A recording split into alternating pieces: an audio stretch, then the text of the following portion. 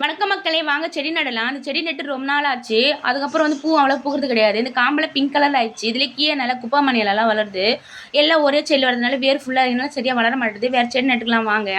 நம்ம மாடு வளர்க்குறோம்ல, அந்த சாணியில் உரமாக போடுவோம். அது அப்படியே உரமாயிரும். அந்த உரம் தான் செடிங்களுக்கு போடுவோம். செடி சூப்பராக வளர்த்து பாருங்கள். எதில் பாருங்கள், செடி செம்பரு செடியில் சூப்பராக வளர்த்து பாருங்கள். அதுக்கப்புறம் வேர் ஃபுல்லாக இறங்கிட்டுச்சு. அதில் எடுத்துகிட்டு நம்ம புது செடி நட்டுக்கலாம் வாங்க. இதில் பட்டுற செடியும் அதுக்கப்புறம் லைட்டாக பிங்க் கலரில் பூ பூக்கும். அந்த செடி தான் நட போகிறோம். ஏற்கனவே 2 தொட்டி வாங்கணும். அந்த தொட்டியை நம்ம நட்டுருக்கோம். செடி சூப்பராக வளருது. இதான் உரம். இந்த உரத்தை போட்டுக்கலாம் வாங்க. மண்புழு உள்ள இருக்கு பாருங்கள். அதுக்கப்புறம் புது செடி நட்டுக்கலாம் வாங்க. இது பிங்க் கலர் பூனா செடி கமெண்ட் பண்ணுங்கள். அப்புறம் பட்டுற செல்லாம் நட்டுருக்கோம். இந்த பிங்க் கலர் பூ செடி தான் பேர் தெரில, கமெண்ட் பண்ணுங்கள். அப்புறம் நட்டுட்டு 2 நாளே வேர் பிடிச்சிது. சூப்பராக வந்து பார்க்கறதுக்கு அழகாக இருக்குது. வாசல் பார்க்குறதுக்கு பூவெல்லாம் பூத்தோன்னே அழகாக இருக்குது பார்க்குறதுக்கு வாசல்.